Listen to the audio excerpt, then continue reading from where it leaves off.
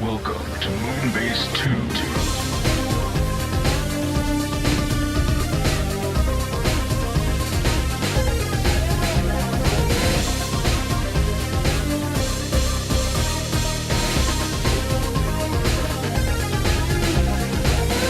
Hello, everybody, and welcome to the Moonbase 2 podcast. My name's Andy, Cobra Commander TFW, and I'm joined this week by the Zamas to my Zamas.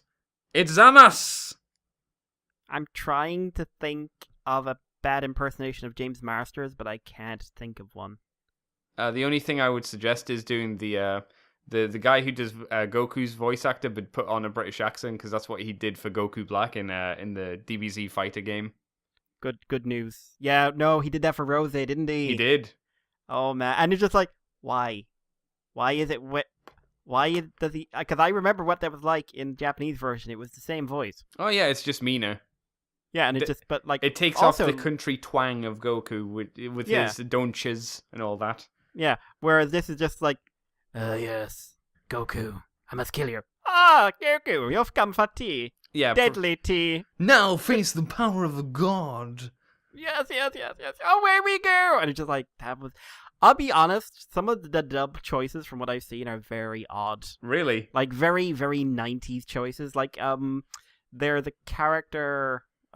It's the robot guy from the Universe 6 saga. Oh, the Metal Man dude. Yeah, and he goes... he just, like, has one word, but he's not a robot. Yeah. He's an alien. He's a robot in the dub. Oh, okay, but he's got lava all in. And also, there's a lot. Yeah, but he's a robot. Okay. So he speaks like a stereotypical robot man. But he doesn't even speak in the Japanese version. He just kind of goes choo choo. Nope, he talks. Oh dear. Also, like there is of course the constant sexual tension between Yamcha and Vegeta. Okay, that's kind of good.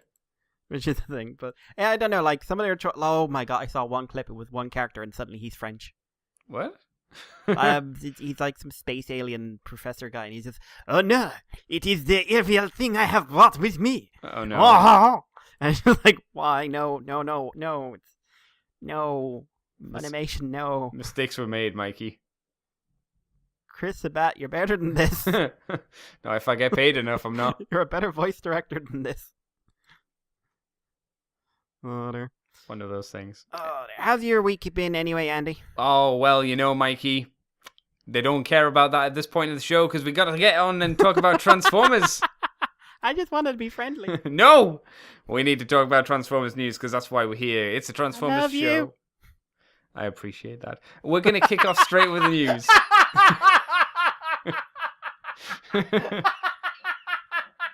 Single tear rolls down the cheek. A simple tear. There are rumors kicking around in the land of Japan, well, in this case, the Planet of Icon Facebook page, that there's going to be a new Masterpiece toy, up-and-coming one, a Masterpiece Optimus 3.0, if you would, to celebrate the 35th anniversary of Transformers. So, get those 2.0 Optimus Primes and throw them in the bin, because if there's a new Prime coming, you know that your current one's a piece of shit, because that's how it was with Masterpiece 1. If you remember. I remember. There's not a lot to go off. So far, we've only got one design sketch, and it is basically of his tummy and of a shoulder. And that's pretty much about it. There's really not much to it. So this is like probably the earliest stage of design that you could get if we're just being shown like tiny snippets of sketch art. So it's going to be a while away. Mikey, thoughts on the idea of a new Optimus Prime coming out since we've had, 8 or 9 Galvatron Masterpiece toys since the line came out? I was about to say, I get the logic because the design vision of the series has shifted somewhat over the years. It's become more toon-oriented to the point where, Sideswipe and Sunstreaker really don't look like they're from the same toy line. Especially if you have the good version of Sideswipe. But... And Optimus and Megatron don't look quite right together. There is just something vaguely off about it. Now, does that mean that I want them to make a third version of this toy when, one, the engineering will almost certainly be very similar, unless they make huge changes just for the sake of changes? Yes. I'm assuming slightly better articulation, like probably ankle tilt or something like that. But, and do I think if they're going to that the engineering time should be given over to Optimus, given the fact he's had, he started off this era and it's still a very good figure. Mm-hmm.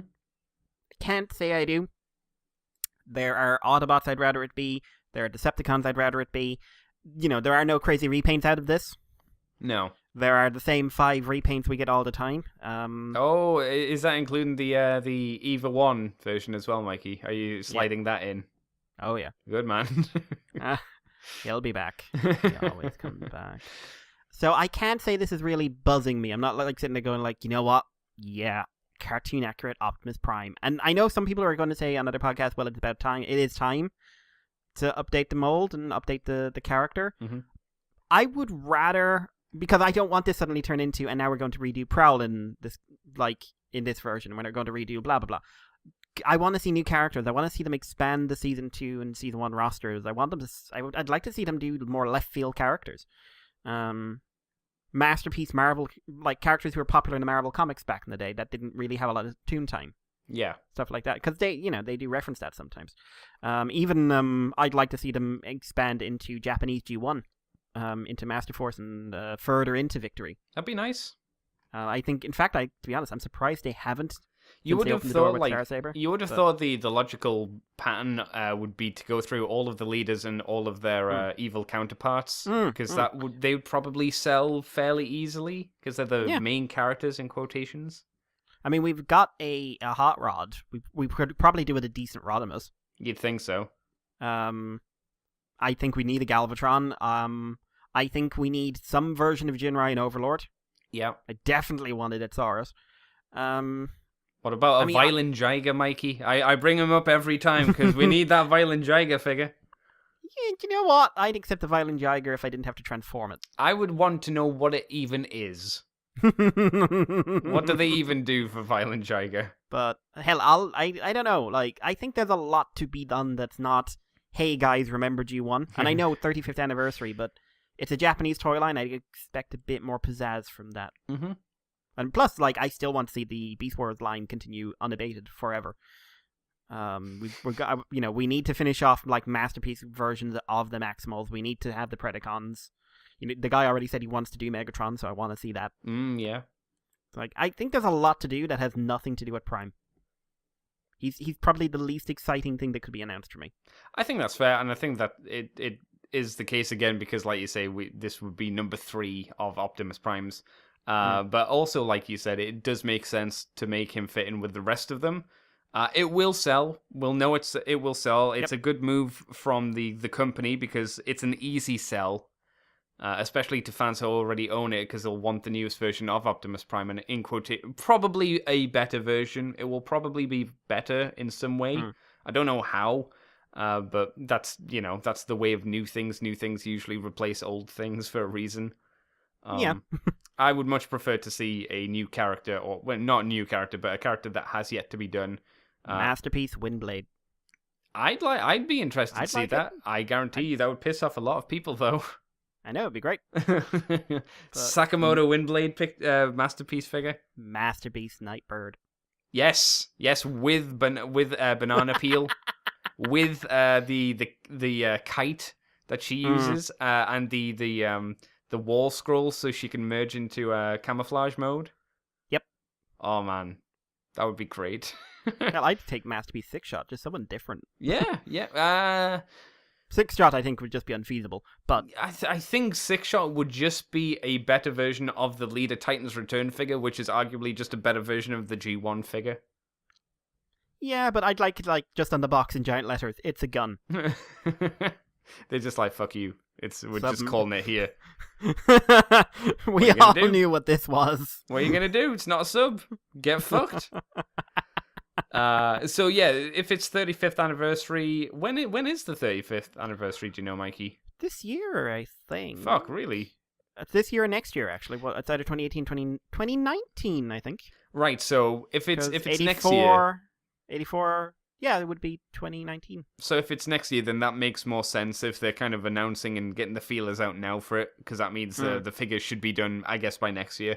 Maybe we'll see something for it in December-ish time, or Winter Wonderfest Con Land time, I guess.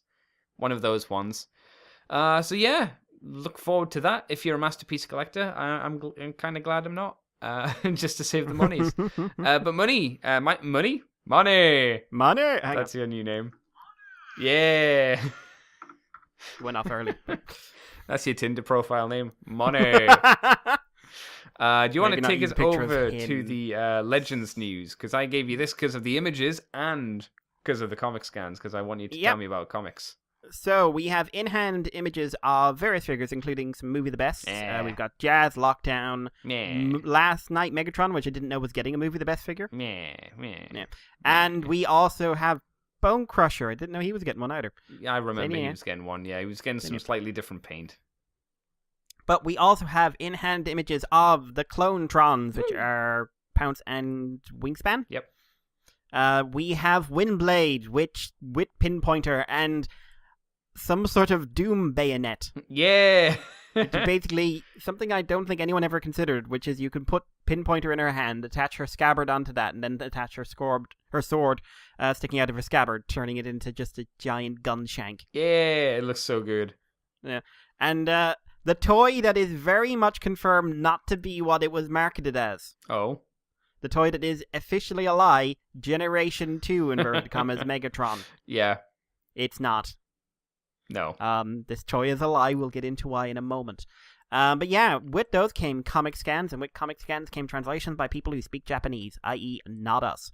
So, of course, as always, we're going to go through these. And for the most part, they're an interesting bunch. Windblades does not go the direction you think it is, but it's like super continuity heavy. Like super continuity heavy.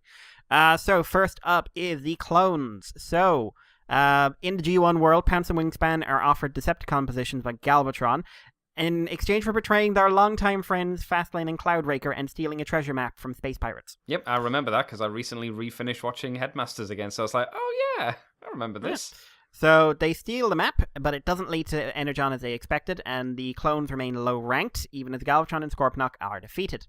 10 years later, they return to Pirate Planet, believing there's more pirate treasures about, and find a hidden basement with an interdimensional portal, because of course.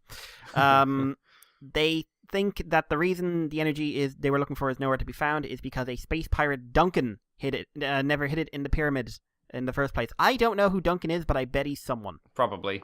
Let's see. Duncan in the Legend. No, just Duncan in the Legends. But I guarantee you there's a Duncan somewhere in the Transformers fiction out there that matters. Meanwhile, in the Legends world, Highbrow is researching mysteries regarding energy that created the dimension when he's interrupted by Cloudraker reacting to something. Cloudraker explains that he's connected to Pounce as they're all created from the cloning experiment, and he can sense them coming into the dimension. The Clonetrons show up and, are searching for pirate treasure. The Autobots realize the Zamajin, who are being troublemakers again, must have been working with space pirates and used it to create the Legends world. And if so, they're all going to die if the Decepticons take the energy away. So they all roll out to find Pounce and Wingspan have defeated Metroplex using mutated Autobot Target Masters, who you'll see them again soon, who have absorbed proton energy hidden underground to become super powerful, because that's pretty much all Target Masters do in this universe. But there's no girls around, so no one's naked. Declaring that they're sick of being rolled over and treated as lab rats, the Decepticon clones attack the Autobot clones, who all sort of say, give the energy back to the Legends world. The Autobot clones grab the Target Masters, fly off, and then, split the energy apart. No, I read that wrong. Autobots grab the Target Masters, then the Target Masters fly away to avoid being used for evil. Pounce and Wingspan retreat, and Fastlane saying they'll be back and remember this day, and Fastlane and Cloudraker say they'll remember it because they are sure in the future they'll all be friends again. Oh, that's nice. Oh, that's nice. Probably the least interesting of the comics. It has, barely anything to do with the clones, oddly enough, as well. Pounce and Wingspan, I mean. And also, no, Metroplex get taken down that easy in Legends world, really. Well, to be fair, he's probably been a city most of the time. He's gotten a bit lazy. Akihabara just is still asleep, and he's going, Triptychon, wake the fuck up! Oh, dear. But we move on to Windblades, which is otherwise known as Continuity, the Japanese comic. So, for this, you have to remember some things like Windblade's been living in Akihabara as a waitress after she lost her memory. She regained it a while ago, but she was made by Zamajin to be Ninjika's little sister, so she's not actually Cybertronian in this. Oh, that's kind of interesting. So that was established way back when in her original book. Huh. So she was also brought into the world to kind of wipe it out. But what was it? Rat Trap and Metroplex broke her brain, causing her to forget, and thus leading to a series of her being dressed up in sultry clothing because, this is the Legend world and she's a woman. Yep. This is a bit different. Neo Akihabara City, which is of course, Trypticon, is being attacked by the Autobot Target Masters. So much for flying away being not used for evil. So Pinpointer, Spoilsport, and Peacemaker. Windblade, determined to protect the world that forgave her for nearly killing them all, comes to the city defense but gets shot in the head. When the city is in flames and Broadside is down, Windblade wishes Nijika was there to help because that's her big sister. Oh. And then she realizes that, hang on, someone just built her again, and then tried to turn Perceptor into her, and she looks like me. So she finds Katsudan, who is, again rebuilding his sex doll. That's literally what he was doing. And she convinces him to convert her into a headmaster compatible with Nijika's body. Conceding she's even willing to become a Zamajin puppet again in exchange for Nijika's power. Ooh. Katsudan accepts her deal, and what followed was probably very dodgy Japanese hentai. Headmaster, Windblade, and the Nijika body depart to save the city from the mutant Target Masters. With her new robot mode, she's able to deflect the Target Master blast and seize Pinpointer, forcibly combining him with her sword and using the weapon to take out the other two. City is saved, but it's bittersweet. Tigertron, Legends Tigertron, has a goodbye note from Windblade because, he has to feel up all the women. Goodbye note from Windblade explaining she's returning to the Zamajin and asking the legends of the residents of the Legends world to kill her if she ever shows up again. Oh man. Yep. That's dark. I can't remember who Zamajin is. I think they're aliens or they're some sort of super being. Hang on, I had it up here a little while ago. Load. Zamajin are the species that built Nijika in the. Oh, but Katsudan is he's one of them. Yeah, and basically they Right. are responsible for creating the Legends world as well. Okay, right, I'm on board. But yeah, this was very this was an actual story with heavy stuff in it, Yeah, which was surprising. And yet Xiao Li shows up in it with Hot Rod. with clothes. Yes, well, she's only a bit part, so she can't, be her usual level. Even Trailbreaker is in there, in his Combiner Wars body. Oh God, yeah. Yeah. Well, I suppose he can't combine anymore since he got his peg cut off Oh, yeah, of course. Oh, man. and then had his juices drunk. That's... But this is actually, the ending is basically Windblade's gone, and next time you see her, you may have to murder her. yeah. I don't know, that's... and again, she's going off with a guy who was literally building a sex doll. Yeah, seemingly. That's not nice. No. Yeah, but do you want to get into the best comic, Andy? Sure, go for it, Mikey. The one where just you've had those serious bits. So, if everyone remembers, Megatron in the Legends world, before he became Mayor Megatron, and basically the source of all that is good and noble in the world, used to run a tea company called Terra Kuriko. But he left, and his sort of understudy, Beast Megatron, took over. And, that company is where the girls all work. It's where, Waspinator and the Terracons, and basically every Decepticon and Predacon has ended up there at some point, right? Mm-hmm. Well, this is all going well. Beast Megatron's in control. Everything's fine. Until the company invaded by Concurrence troops led by Old Snake. Concurrence basically being all the bastard human characters. And they're looking for resources because, hey, the Galactic Peace Alliance is out to get him. So Snake proceeds to place Megatron in a tube and extract his beast portion, leaving him wholly robotic and a headmaster and evil. Not adorably evil, just full-on evil. seeing their plot for world conquest as a way to take revenge on Mayor Megatron, Beast Megatron agrees to hand over the company's facilities to mass-produce concurrence weapons, including a tank-based transdector he uses to personally attack the mayor's office. And if you remember, the mayor is living in Trypticon. Mm-hmm. And by the way, Old Snake, they all show up in very special vehicles. Like, there's a bunch of Viper drones. Arkeville has, like, a magical hover chair. Yes, the chair looks very much like a G.I. Joe flight pod, Cobra pod. Yeah. And Old Snake shows up in a purple and green tank. Mm-hmm. A purple and green tank that looks very familiar. Teased. The dick's been teased. So, yeah, the Viper troops are just going nuts on Trypticon. Old Snake and Beast Megatron are going nuts on the whole thing. And Starscream is going like, kill them all. We should kill them all. Kill them. They're not dead. Except Mayor Megatron doesn't want to do that because he doesn't want anyone to get hurt. Oh.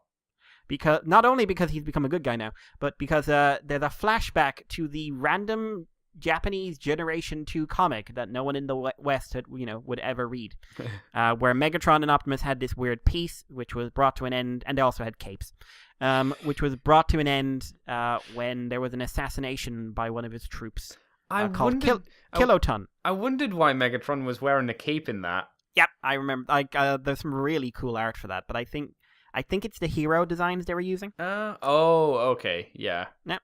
But Megatron is like, listen, no one needs to die here. What I want to do is save Beast Megatron without hurting him. Sound Blaster, who is literally petting Laserbeak, explains that Old Snake previously turned Transformers into humans and basically reversed the process to split Beast Megatron from his organic half. But what they're going to do is track down the organic half and see if they can help. That organic half has become a little dragon dog thing called Noble, which was tossed out, found by Nightscream, and was turned into an opera singer at Weird Wolf Circus. Remember, Weird Wolf now runs a circus since this whole, be kind of Decepticon boss thing fell through. Mm-hmm. Megatron goes to the circus, explains the situation, and convinces Weird Wolf to let him bring Noble and Beast Megatron together by saying that, these guys are going to kill your, circus. So it looked like everything was going wrong, but they had inside job, and they had inside help. Oh, no.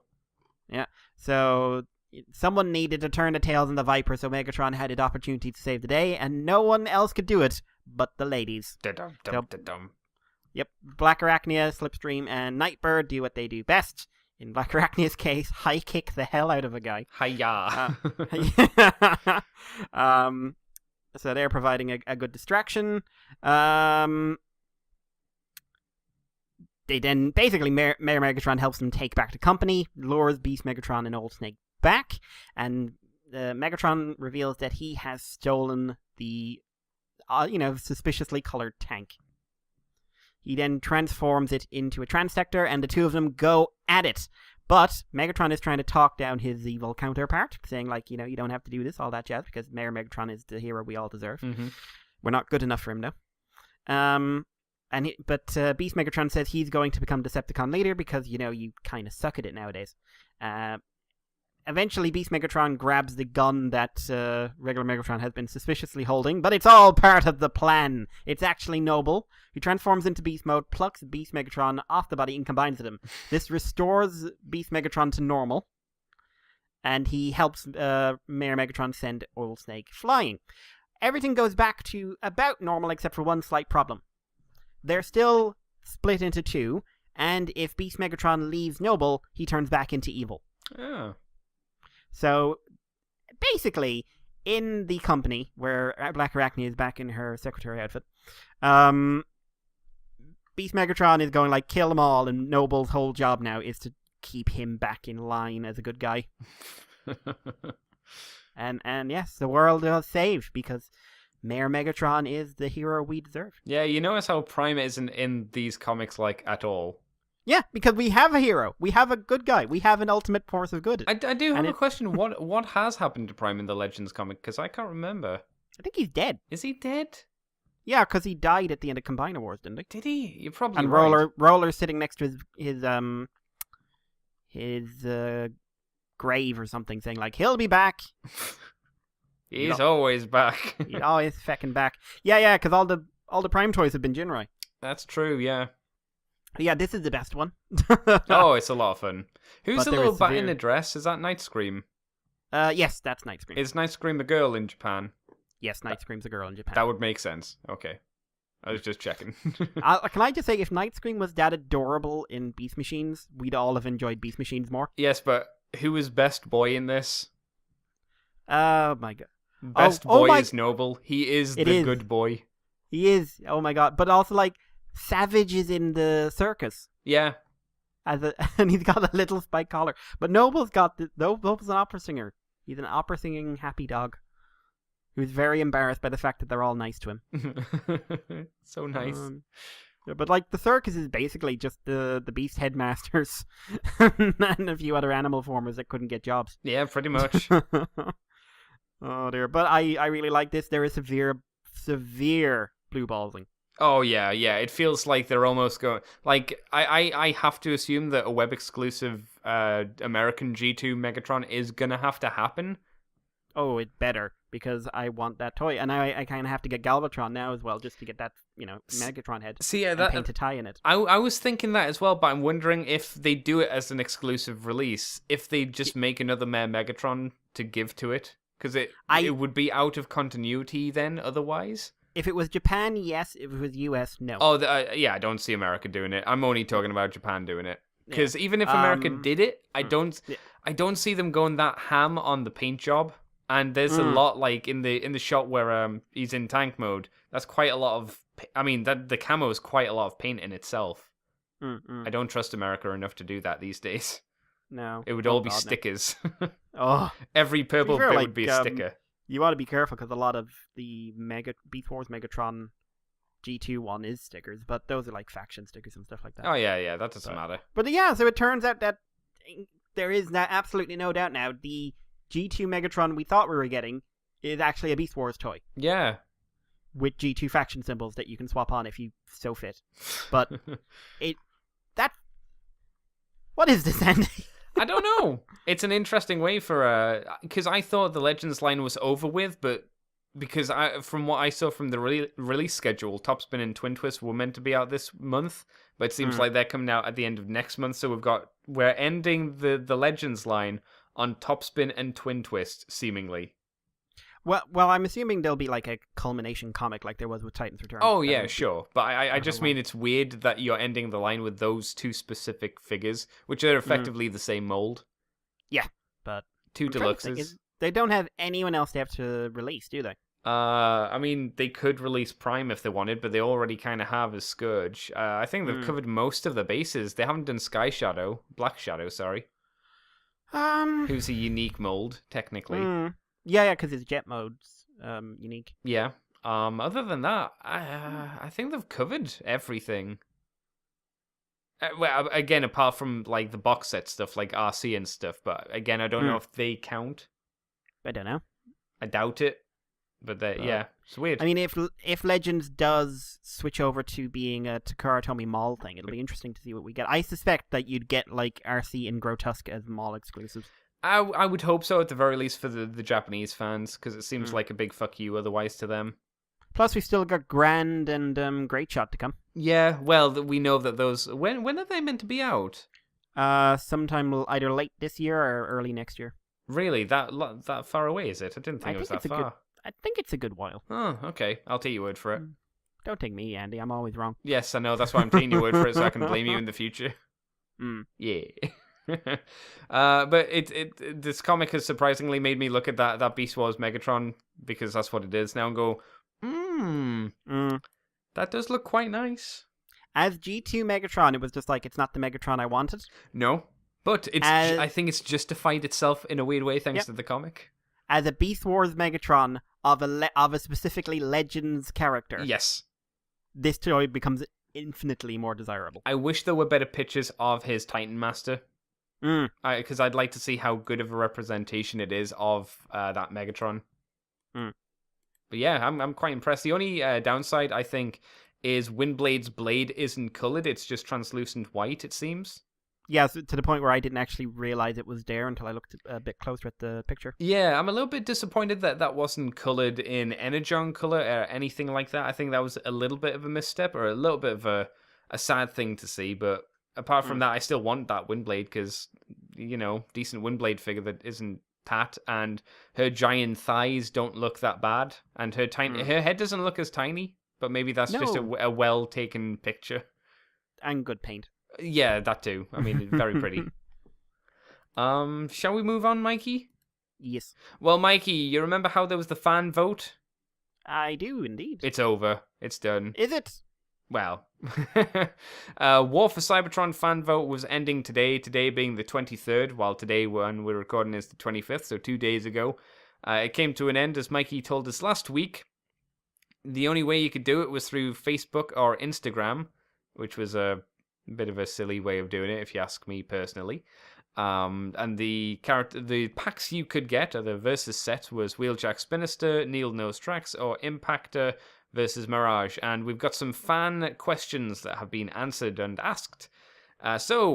Question: aren't Needle Nose and Trax brothers? Answer: yep. Next question. That wasn't. Is that a question? That was in the thing. Yeah, you would have thought so, but that's one of the things they got here. And you'll get a glimpse into what drove them apart and led them to join the Autobot and Decepticons in the War for Cybertron trilogy. Get excited! ! No, because you'll animate it with Machinima. Ooh, probably. Yeah, that's actually a fair point. Another question: why another Wheeljack figure? We got him recently as a toy. We recently got him as a toy? The combiner. Yeah, I'm confused because they've got the question mark at the end of that, so it's we recently got him as a toy? Yeah. Also, it's like, why Antoher? Yeah. Why Antoher Wheeljack? I didn't even notice that. Yes, they spelled another wrong. Whoops. Why Antoher Wheeljack? Why? Well, the answer is Wheeljack is one of the few Autobots whose Cybertron vehicle, alt mode, is seen in the original 84 pilot episode of the Transformers. This version has never been created in a toy form, because it was a giant square. Yes, so it looks why. like it's confirming that War for Cybertron will be primarily Cybertronian alt mode. Yeah, which makes sense, I suppose. Yeah. I will be amused if they do the Dinobots and they're still just the Dinobots. What if they're the Dinobots with the Y, though? Oh, I'll throw those toys across the aisle. Like, there will be children walking by ducking as deluxe as they're flying by their head. Because to be fair, although we love Iron Factory, they did make that mistake themselves. Yes. And they also put them in a pack, and it was very, very expensive. They could do the Livio, they're totally not dinosaurs, but we all know they're dinosaurs, space dinosaur designs. where it's basically Slug is a Triceratops, where his horns are just blades. I'd be okay with that, because that's kind of dumb. Yeah. The last question was, why does Impactor wear a Decepticon logo? Because something that I didn't notice in the little video clip was, if you pause, you can just about make out a Decepticon logo on him. Because, purple on purple makes purple hard to stand out, shockingly. So the answer is, much like a bounty hunter double dealer, or the bounty hunter double dealer, who bears the Autobot crest, Impactor wears faction logos which do not align with his true nature as a Transformer. You'll learn why and how he came to wear the Autobot crest instead in the untold stories of War for Cybertron. No exclamation mark for that, by the way. No. I mean, is it by any chance that someone suggested Impactor and you realized you only had 2 Autobots? Maybe not. They probably thought of like, we can we'll get an Impactor out there because fans have always wanted an official released one that wasn't shit. I'm sticking with that story. So yeah, I'm guessing they'll just kind of fudging a story. I wonder how close to Grimlocks it will be. What, that he was just like, ooh, I don't do what you tell me. Ooh, help the Decepticons. Oh god, it's terrible here. Maybe, something like that. Maybe. I also wish he had more of a story like actual Double Dealers from the Legends universe, where he had a little tiny military uniform. Damn straight. But that won't happen. Any of these questions that you find interesting, Mikey? No. No, I think there were much better questions you could have asked. Yes, well, they weren't asked. They were, like, questions Hasbro made up. What? Are you sure that fans didn't ask these questions?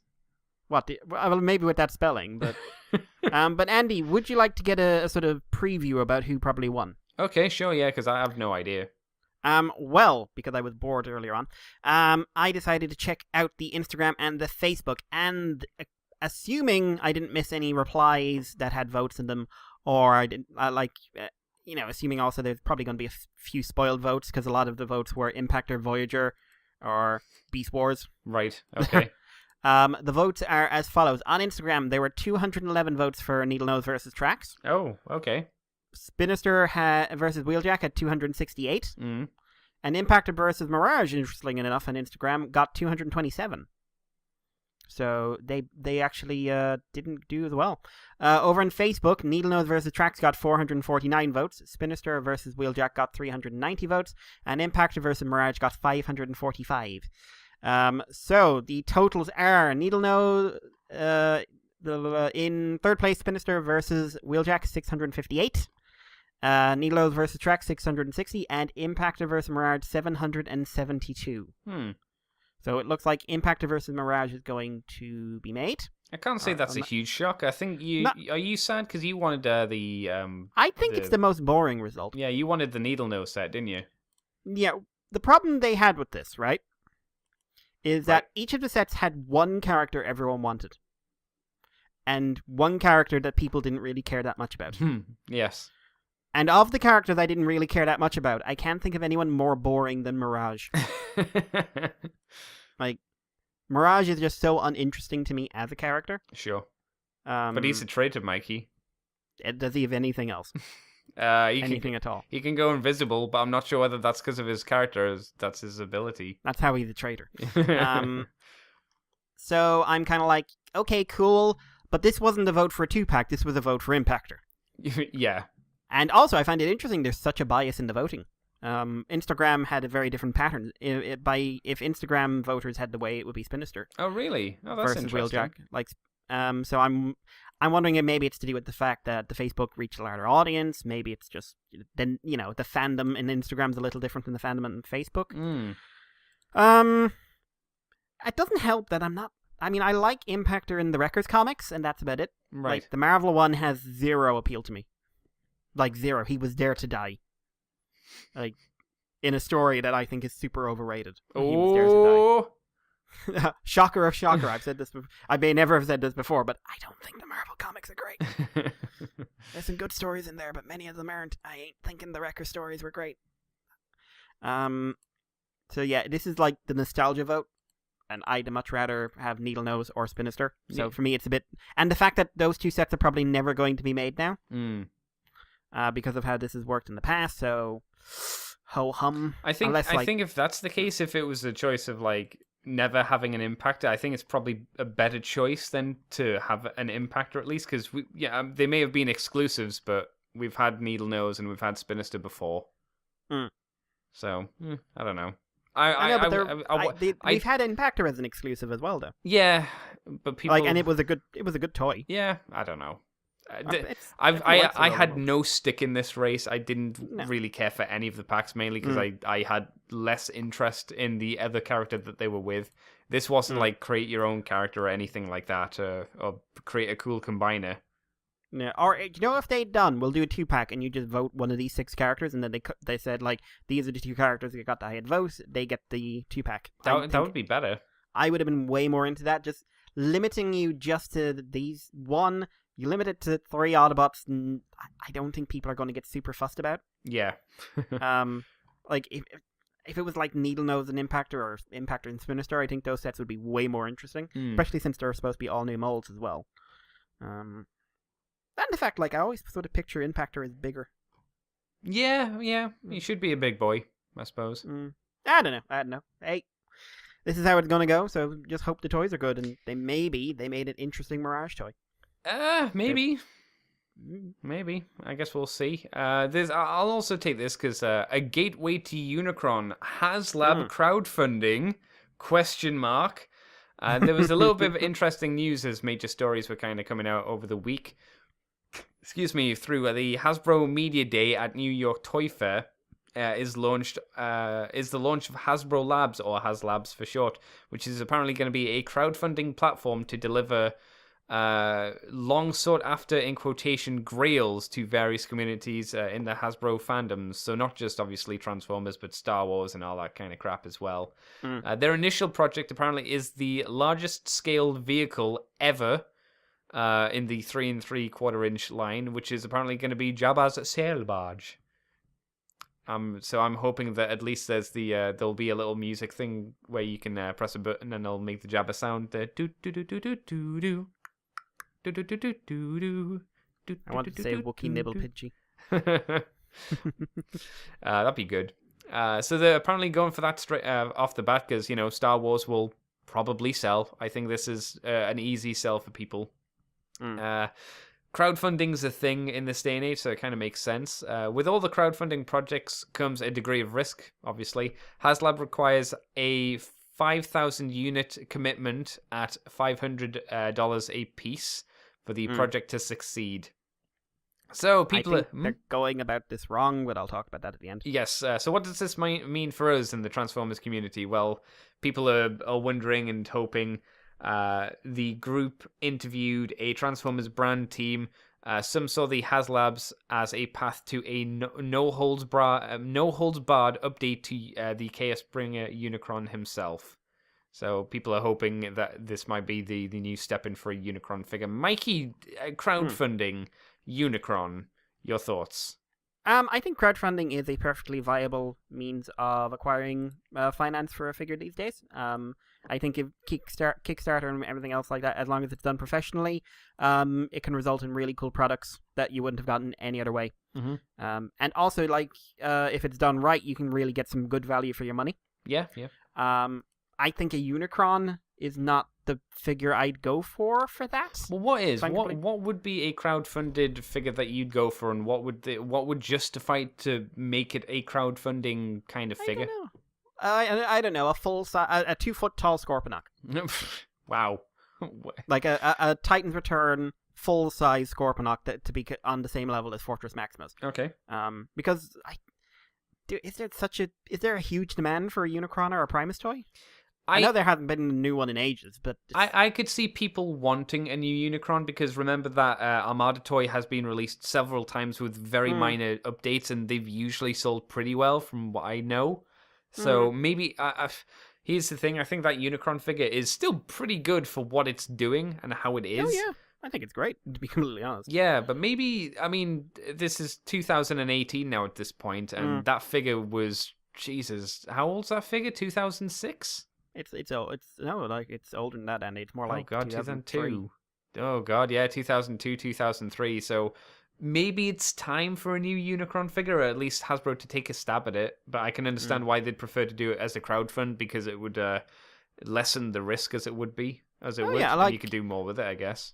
I'd love to, honestly, I think crowdfunding some Transformer products, I think it's, that Takara did it with that weird phone dock thing. Maybe not exactly something we'd all like to flip out over, but I think it was a good way of doing something like that, a specialist collector item. Yeah.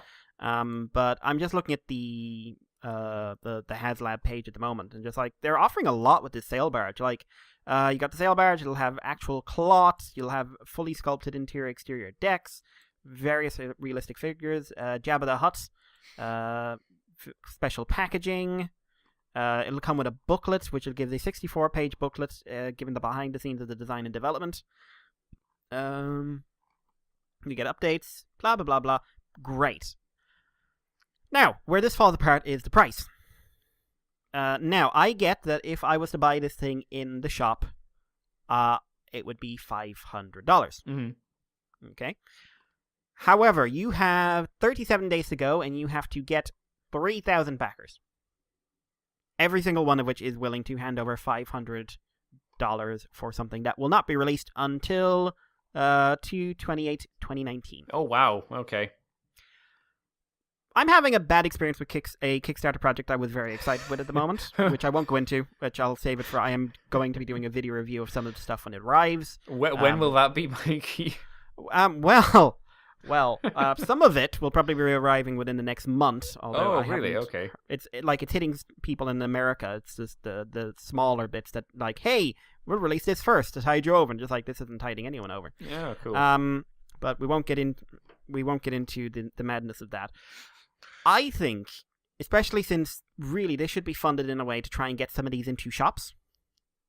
You know, maybe it would have been better to increase the backer goal, but have the price. Oh, that's an interesting idea. Try and get more people coming in, because the advantage of Kickstarter is that you can still make your money, and Kickstarter-like projects, you can make your money with less individual investment. So people feel like they're getting more for their money, and in the end, you're not having any financial losses. And I think asking for 5,000 people to hand over $500 on a not just on a figure, on a crowdfunding thing, where that money will essentially disappear into the ether until next year, at the earliest. Remember, this will be delayed. It's a crowdfunding thing. Delays happen.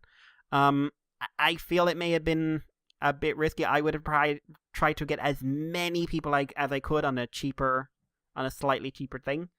And maybe say like the first X number are guaranteed this, the next blah blah blah, and have a tier system as well. So that you could get donations off of people who would just be like, oh, you can't afford the actual toy, but you want to contribute to this project. Give us a tenner, we'll give you an exclusive t-shirt or something like that, you know? They all they have here is 0 and top money. There's nothing to fill in those tier gaps in between that I think would probably make up a bit of the difference in the goal. Yeah. So I don't know if it's just to do with the nature of how it's being done here. I don't know if they simply can't do it that way, but I don't know. What do you think of all this? Because I've never done any kind of Kickstarter project, I'm not the best person to ask. You're obviously much more knowledgeable on it than me, because you've actually gone in and done something like this. But I've mainly avoided them because I don't know if I trust them, because some of them are trustworthy, of course, and then you hear of other ones which just take the money and run, and then you hear of other ones like yours which take the money and then the toys never ever come out. And then say, maybe they come out. Maybe we'll ask you for extra shipping. Yes, exactly. Maybe we'll have a bit more money from you and stuff like that. I already paid shipping. Yeah. For every individual figure, and you're saying pay more? Yeah, so I've always been a bit gun-shy with this kind of stuff. If it's the case of they produce a figure that will then go into stores, I'm all behind it, but I'm not sure I would ever be the kind of person that would go in and be the first to throw the money down to help support it. I would be the one who benefits from the people who did, who were the confident backers and whatnot. So I hope it gets off, and I hope it does well, but it's just not something I think I'll ever go for myself, you know? No, that's perfectly understandable. I'm too cautious with my monies. Gotta keep it safe and secret. Mikey, I want you to tell me about comic books. Tell me about comics, Mikey. We've got some surprise comic book news. Last week we had some preview stuff for the whole Unicron free comic book day thing. And what I was kind of expecting was for all the books to kind of go to the side and then the Unicron stuff to take over. But we've had confirmation of 2 new books. First off, an Amazon listing is now up for a new standalone Transformers graphic novel. It is Bumblebee, Win If You Dare. For the first time, Bumblebee gets his own graphic novel.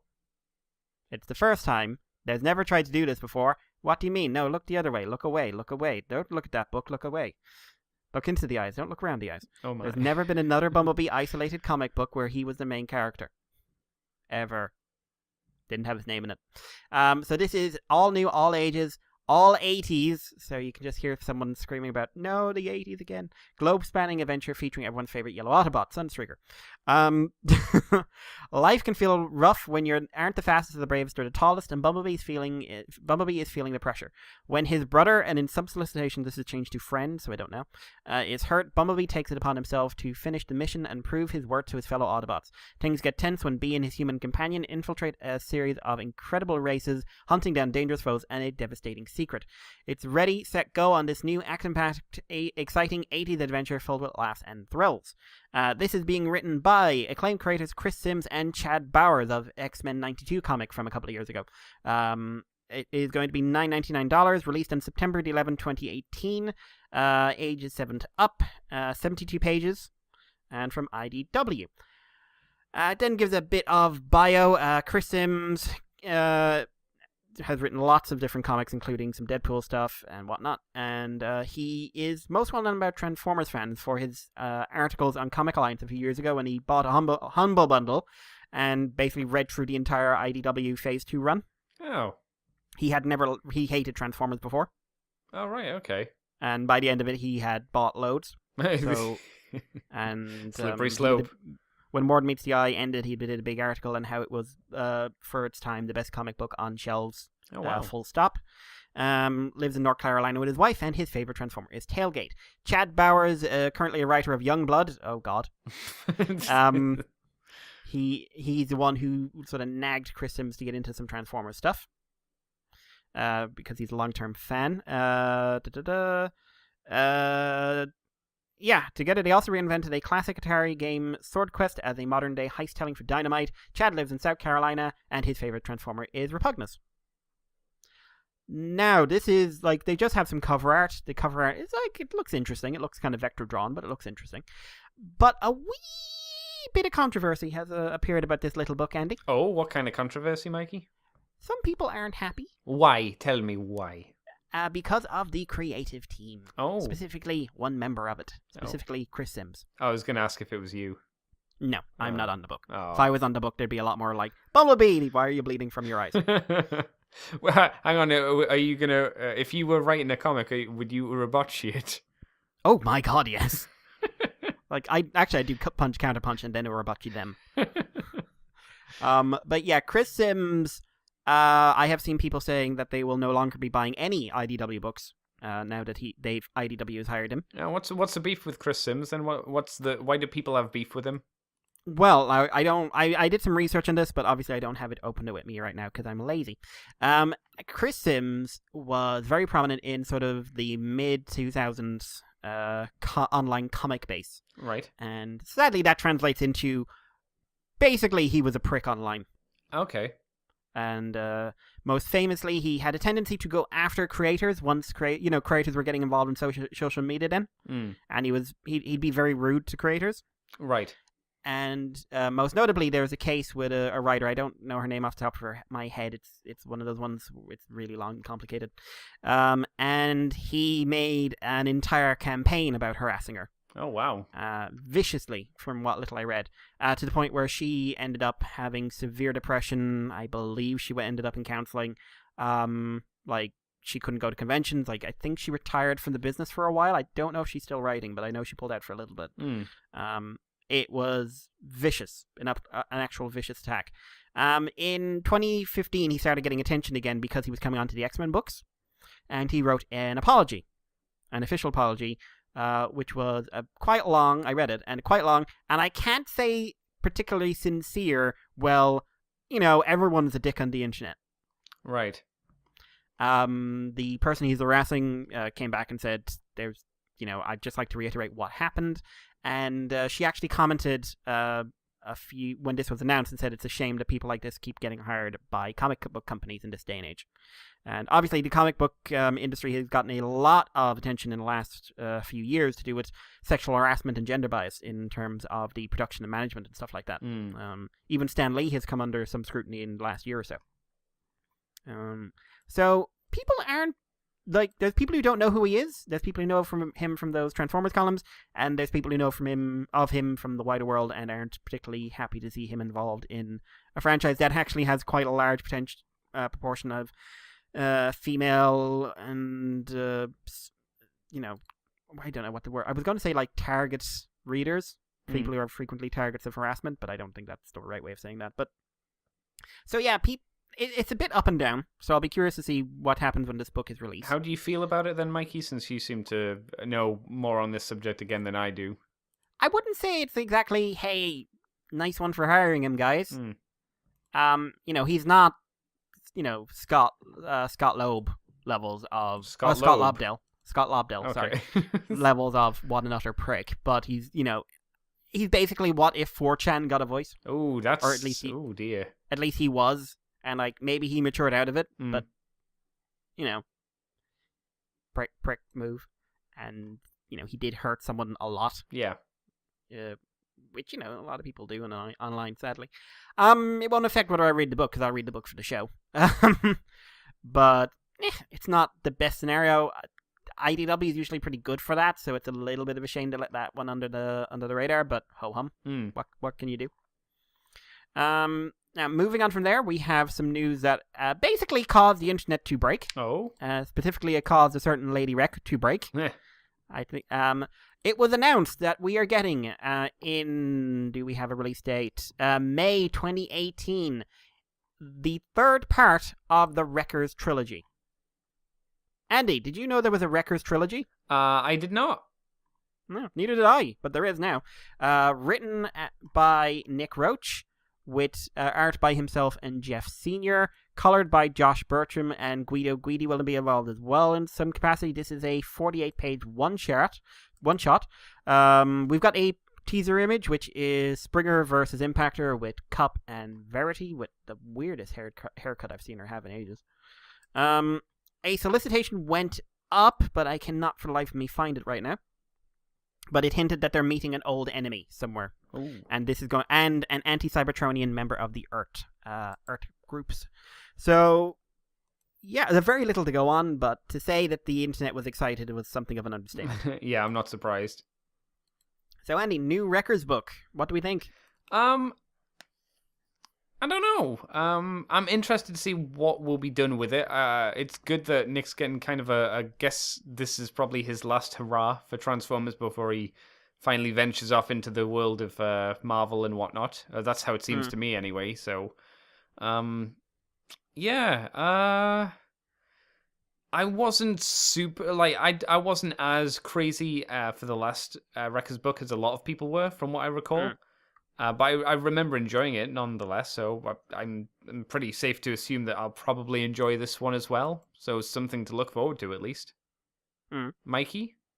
I'm looking forward to it. I like Sins of the Wreckers. It's very different from Last Stand. Yeah, definitely. Very different animal, and I don't think it's quite what a lot of people were expecting. Mm-hmm. But I'm interested in this. I think it's a shame it's only going to be essentially 2 issues. Yeah. 2 normal length issues. Definitely. But, Nick's talented. Maybe, I will say, hearing Jeff Sr.'s in it is probably, for me, the least exciting part. Yes.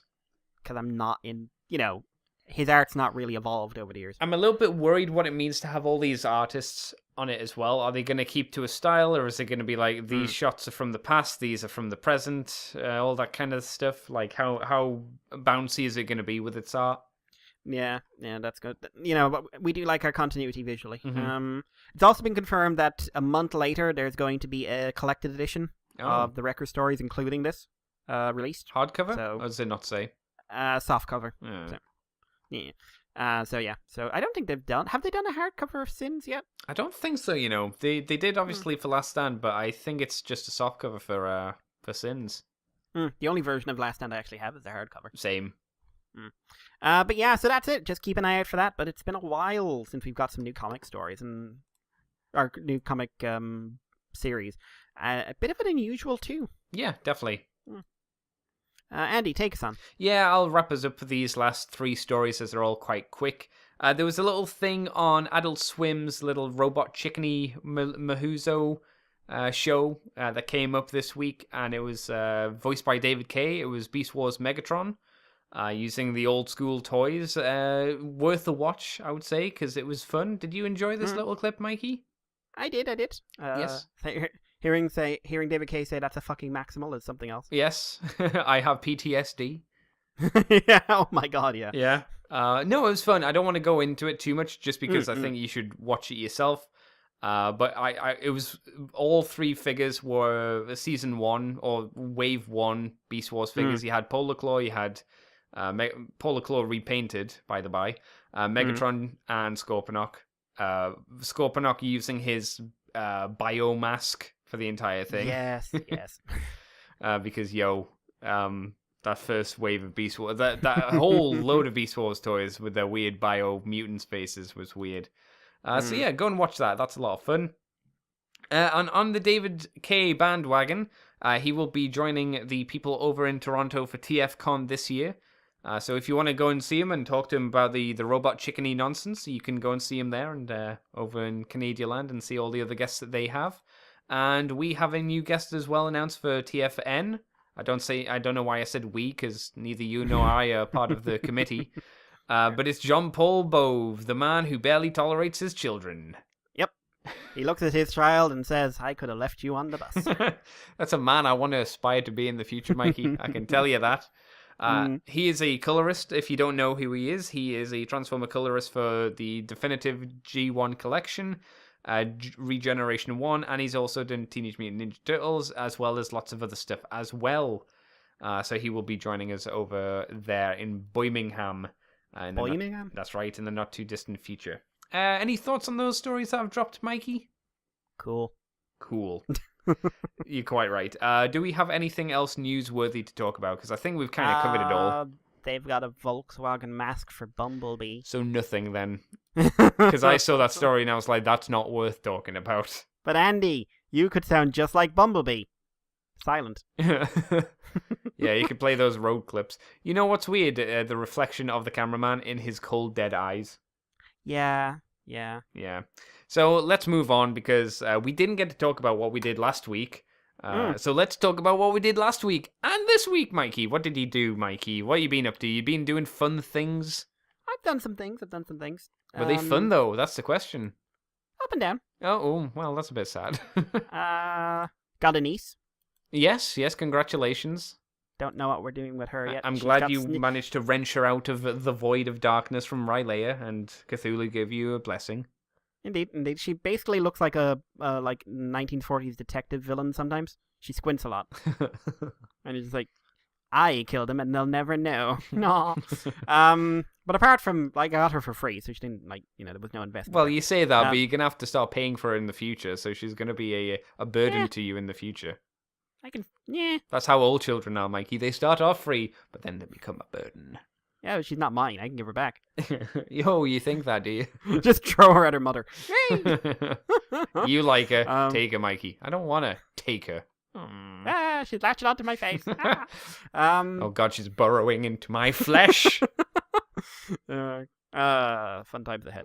But, apart from tiny people, let's see. I got some stuff, but I'll say that for the end. Oh. TV-wise, I caught up in Build, so we had a couple of episodes in Build.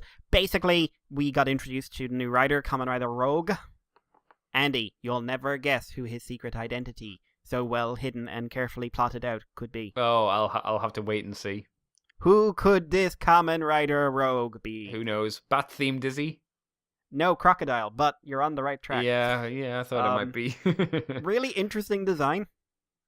Although he has this weird thing where, the way the mask forms, it's a pair of crocodile jaws going over and basically shattering the mask. Oh, neat. But it also means that he's got one side with a crocodile eye, which just basically gives him this weird beauty mark. Yeah. But yeah, he's super powerful. So good character work. We get a little bit of background for a character we've known a bit about as well. But the toy element is there again because, oh my god, Hazard has only just arrived and it's already useless. Because, it doesn't stand a chance against him. It's not even they're on the same level. Oh dear. He just gets his ass handed to him. He has an amazing rider kick. Bless you, Build. Bless you. Yep.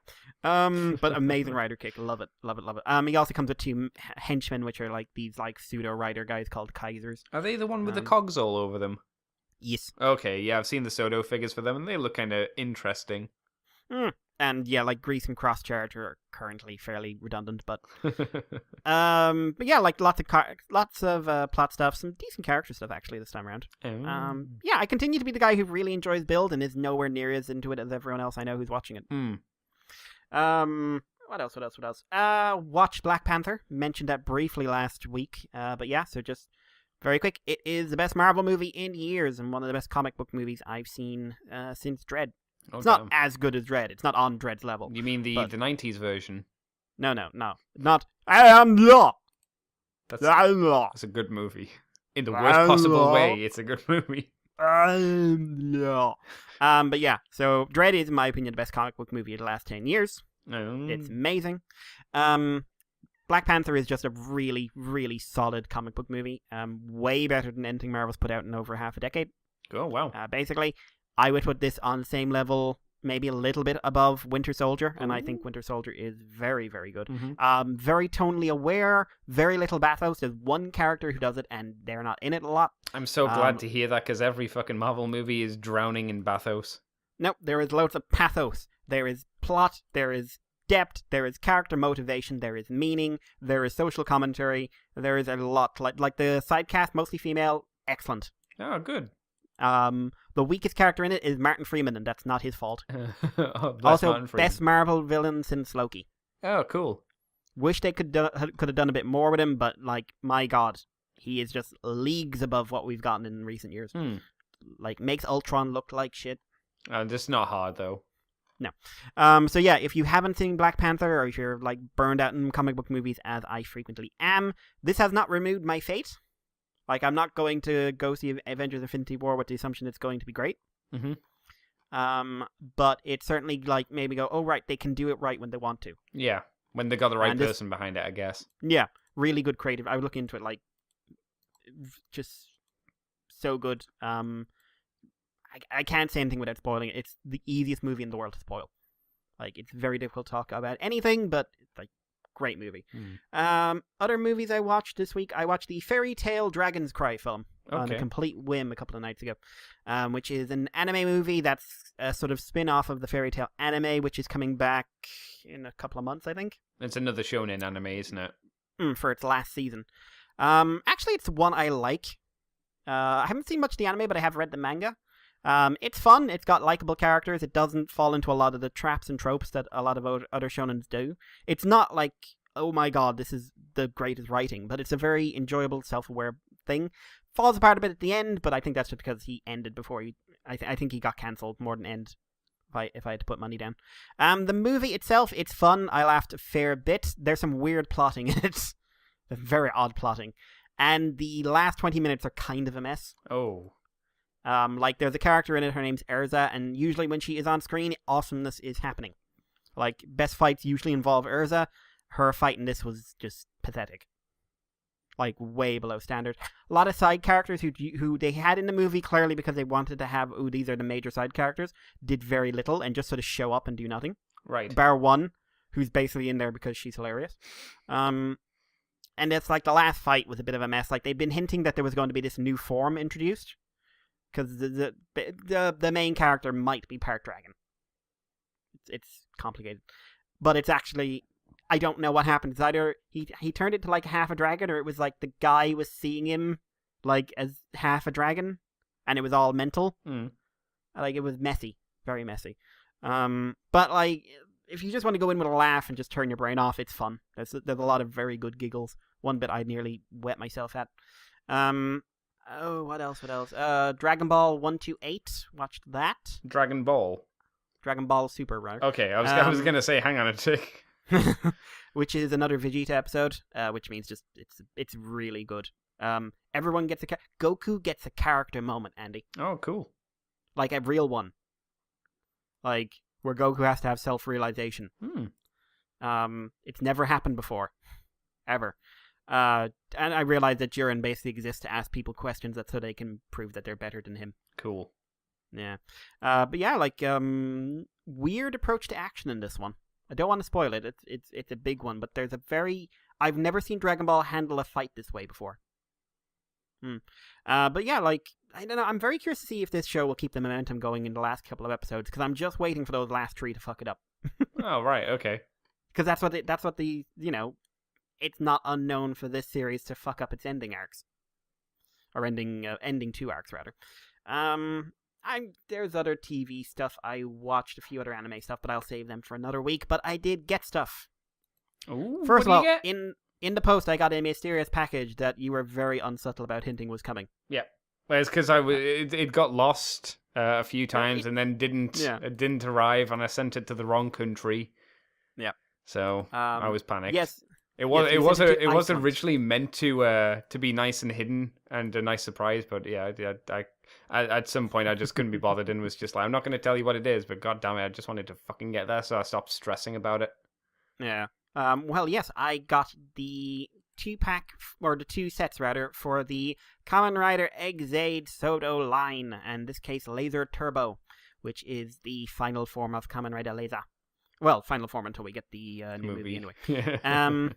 But yeah, so it is basically what if Eggzade was black and yellow with a funny head. Mm-hmm.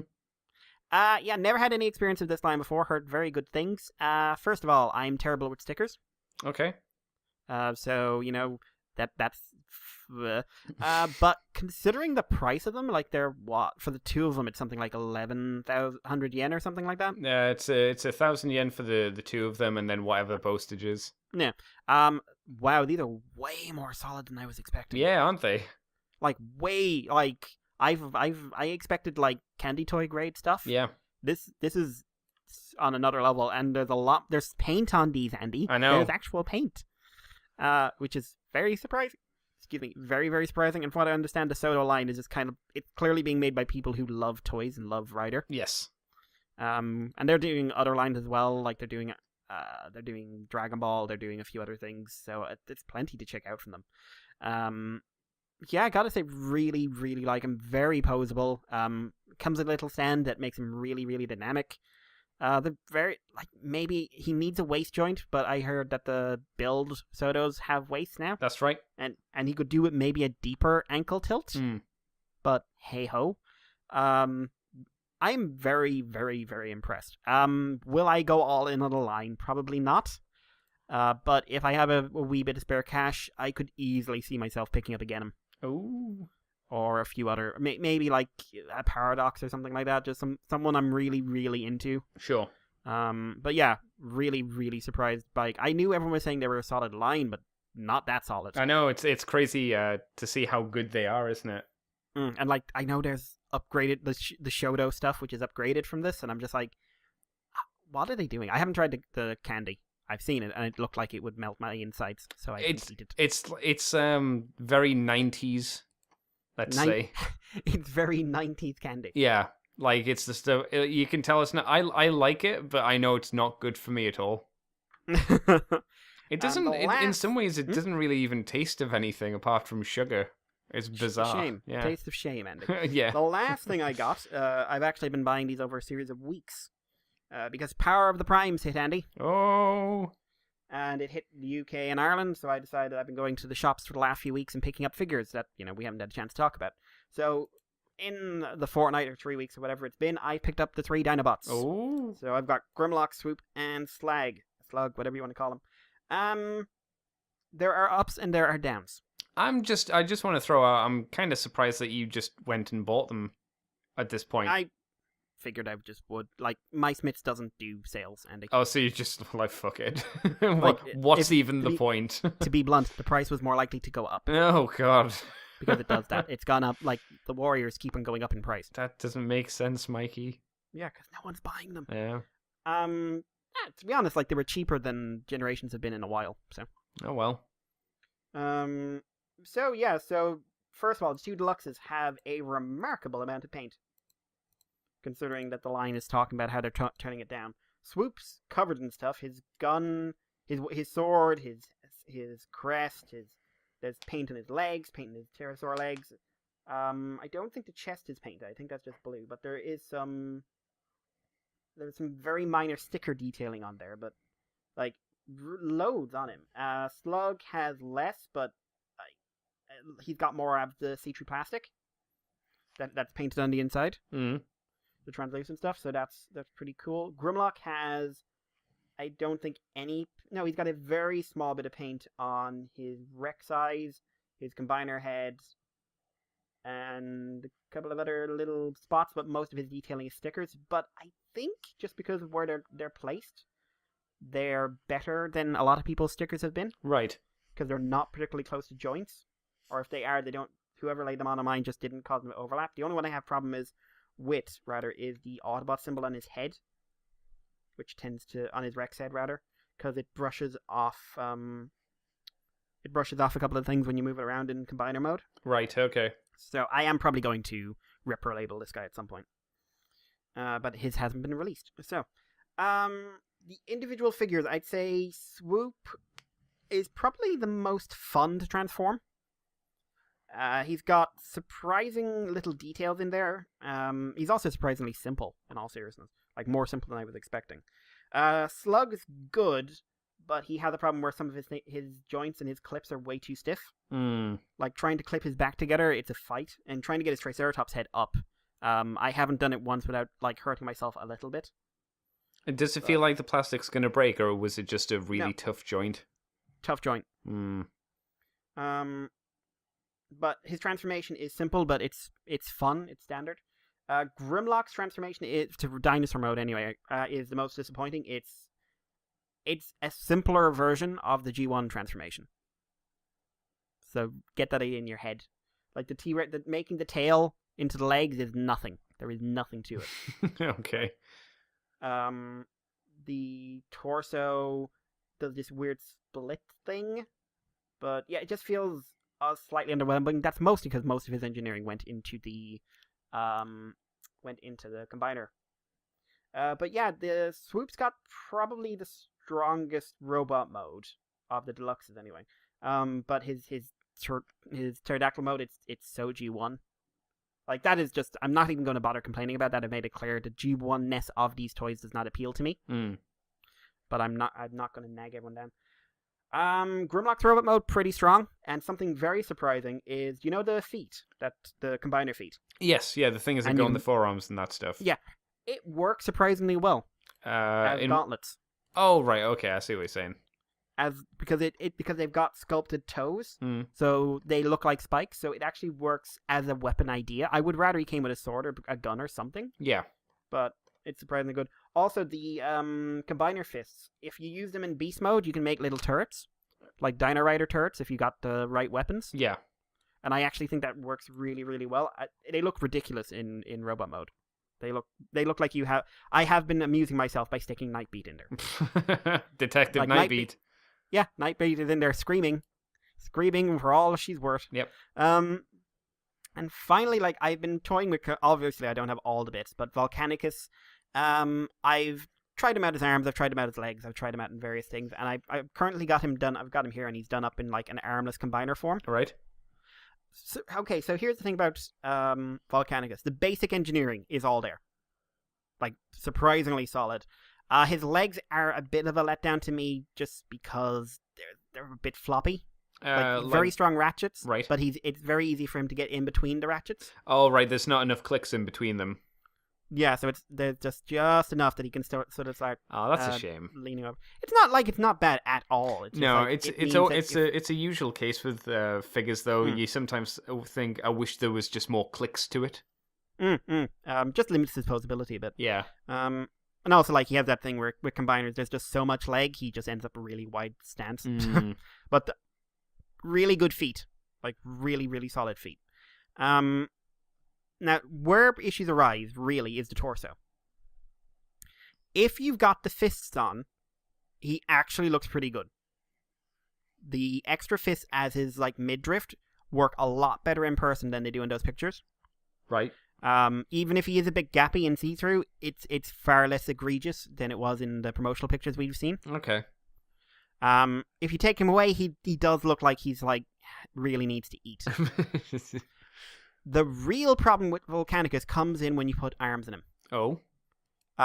Without those midriff pieces, his arms look like they're floating about 1.5 miles away from his body. Yes. With those midriff pieces in, they look like they're just floating a mile away from his body. Mm-hmm.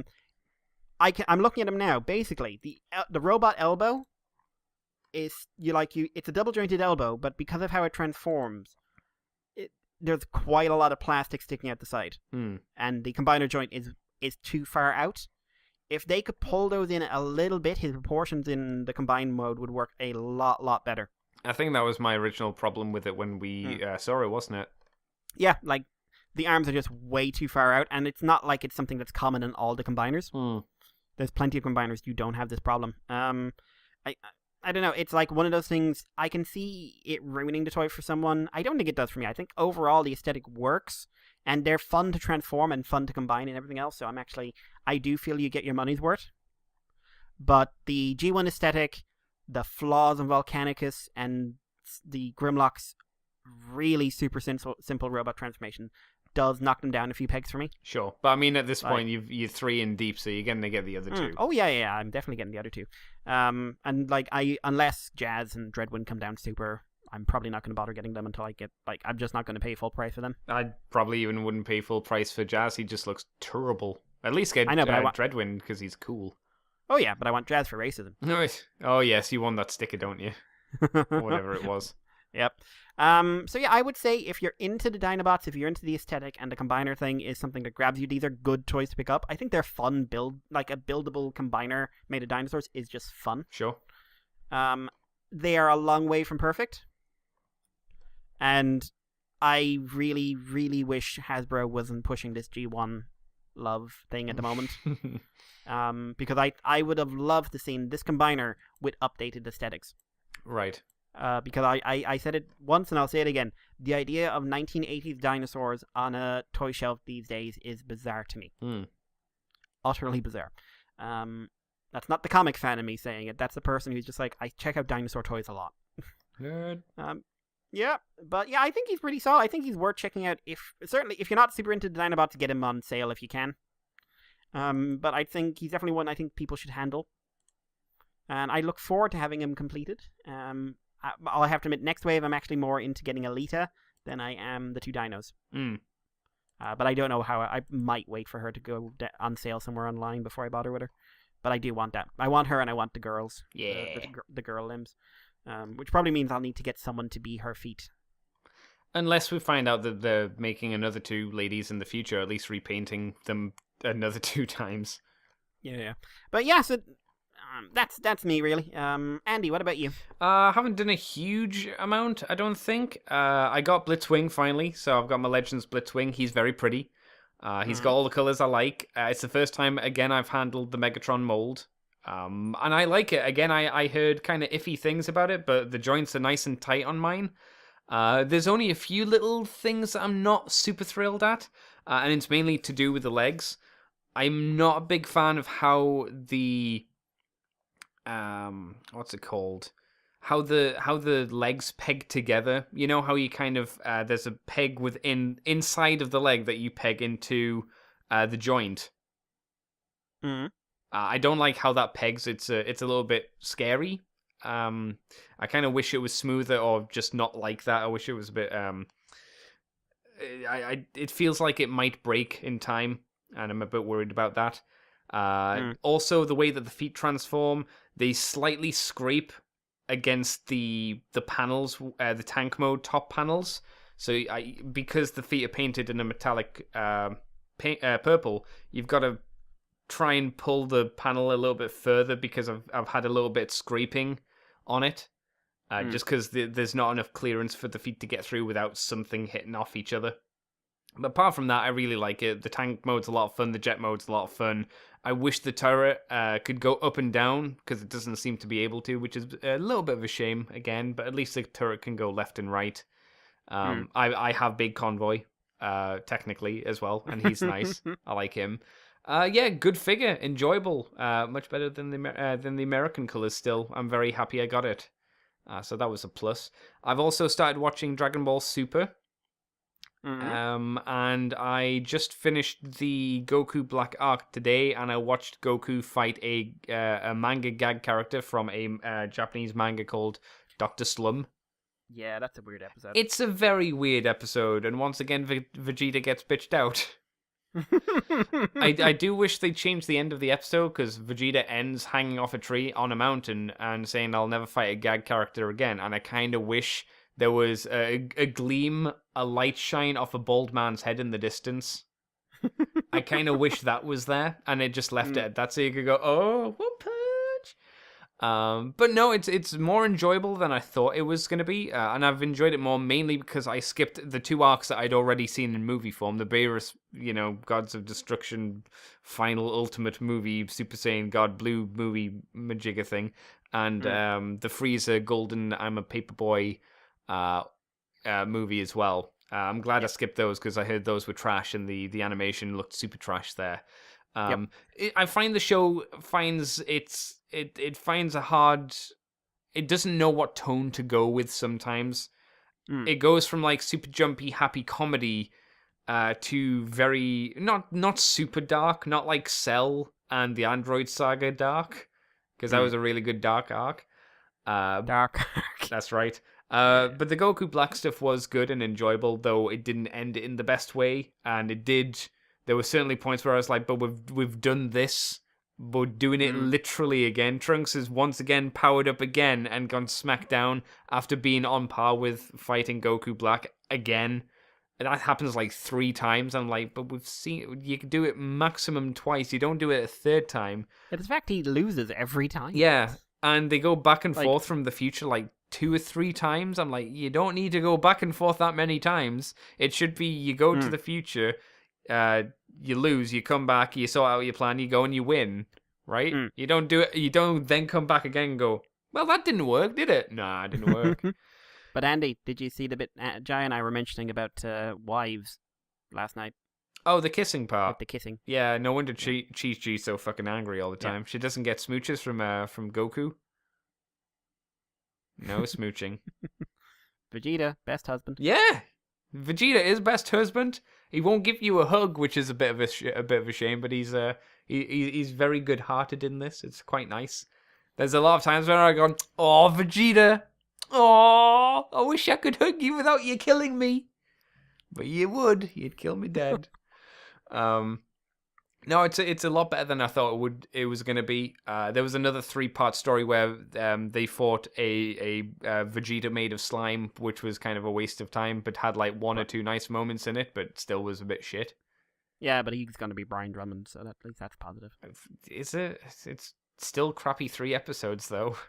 Blue balls. It's the weirdest thing. It's the weirdest thing of going up and down in terms of quality. It's the fact it has filler in a show where... Why is there filler? Yeah, there's no need for filler. What's the next arc? Since I finished Goku Black, there's going to be some smaller episodes for a bit, and then it's into the Universal Survival. Oh, that's the last arc. It's just a massive arc.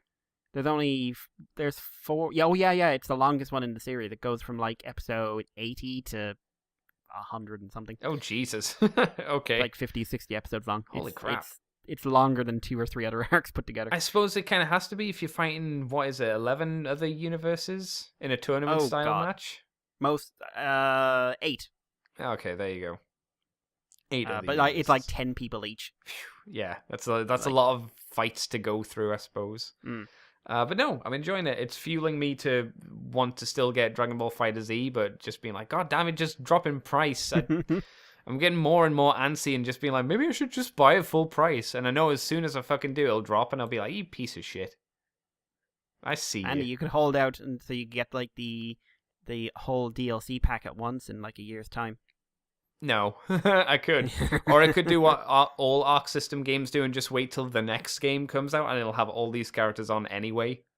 Yes. But then I'll be in the exact same position because you know what they'll do, Mikey? They'll have it at full price and I'll be like, I don't want to get it at full price. And then there'll be more DLC characters and I go, maybe I should just wait for the next version of the game. And it's 10 years later and then I die and I never play the game. No. And you laugh. Yes. And I don't want that. I don't want that on me. Have I done anything else of interest? I've seen Friends, but that's about it. No one cares about like that. Like the TV show? What's that? Like the TV show? No, not like the TV show. Which is fucking old at this point, which is a depressing thought to think about. Or whatever it was. I don't know. I'm waiting for my Figure-Rise figures to come in as well. Looking forward to putting them together. Should be fun. I'll have a Perfect Cell. I'll have an Android 18 as well. So that was another mistake I made this week. But hey, never mind. And I think with that, Mr. Mikey, I guess that'll end our show for this week, Yoth? Yes. Cool. Mr. Mikey, where can people find you on the interwebs? You can find me on Twitter as Irish Paleo, on YouTube as GWolfie3. You can find me on the Old Oil House. You can find me on paleoandnerd.wordpress.com when it's up and running. If you want to do anything to do with the show, you can find me over on our Twitter at the Moonbase2, which is nice and active at the moment. So you can send us messages, comments, sarcastic, whatever's, dog pictures. Yay! And don't forget, if you want to submit any ideas for our anniversary show, you still got a few weeks left. Actually, you probably got more than a few weeks. So keep those coming. You can also email us on the moonbase2@gmail.com. And if you got any interesting comments or questions, we'll see if there's some to read out. Yeah, that's it. Andy, what about you? Had I finished Tomb Raider last week? I didn't even know you started Tomb Raider. Yeah, that was something I did. I just remembered because I just looked at my Steam list. I played Tomb Raider from 2013, which I Is that bought. depressing? It looked depressing. I didn't find it depressing. I found it pretty boring, to be honest. I bought it ages ago. It was like £3.75. So if you like Uncharted, I think you'll enjoy this game. But I really don't like the Uncharted games and how they play. I think they're good to watch, but I don't think they're good to play. There's more playing in this. There's more game in this than there is in an Uncharted game, which is more scripted sequences. Yes, and going up hills. Yeah. I like the fact that it was set on an island somewhere close to Japan and had a Japanese theme to it. Any dinosaurs? No dinosaurs. Dragons? No dragons. Zombies? Kinda, maybe. There was a big guy who might have been a zombie. He didn't have eyes, so I assume he was a zombie. And he did scream a lot. I feel like we've lost something in this modern age. I don't know. I didn't enjoy it that much. It didn't help that I was playing it on hard mode as well, so any fight encounter was just the worst, as people didn't fucking die. Yeah. So that was yeah. It wasn't for me, but it was like £3.75. But I can see why people would enjoy that game, and that's all I can say about that. It does not endear me to go and see the movie. Oh God, nothing could endear me to go see the movie. I know. I know people that are looking forward to it. So you know people who like The Legend of Chun-Li. I do. I still consider them friend, no matter how heinous that is as a crime. I mean, like Andy. I mean, the fact you even speak to them still is an issue.